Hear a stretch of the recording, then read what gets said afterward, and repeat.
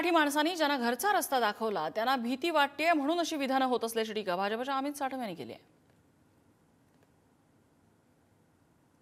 वर्षामध्ये भारतीय जनता पार्टी आणि महायुतीच्या सरकारच्या माध्यमातून नरेंद्र मोदीजींच्या नेतृत्वाखाली देवेंद्रजींनी ज्या प्रकारची कामं ही मुंबईकरांसाठी आणि मराठी माणसासाठी मुंबई शहरामध्ये केली, metro, Atal Setu, coastal road, CCTV camera किंवा बीडीडी चाळीमध्ये राहणाऱ्या मराठी माणसाला 560 फुटाचं घर जे दिलं, त्यामुळे मराठी माणूस हा उत्साहामध्ये आहे, खुश आहे, येणाऱ्या विकासाकडे, प्रगतीकडे आणि उन्नतीकडे फार मोठ्या आशेने हा मराठी माणूस हा बघतोय। आणि त्यामुळे मराठी माणसांनी ज्यांना घरचा रस्ता दाखवला त्यांना कुठेतरी भीती वाटते आणि त्यामुळे अशा प्रकारची विधानं काही लोक करतायत।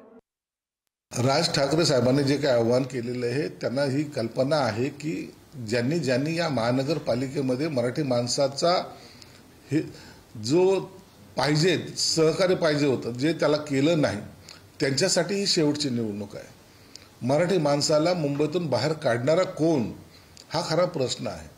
म्हणून राज साहेबांनी त्यासाठी सांगितलं की ज्यांनी हे पाप केलं त्यांच्यासाठी शेवटची निवडणूक आहे।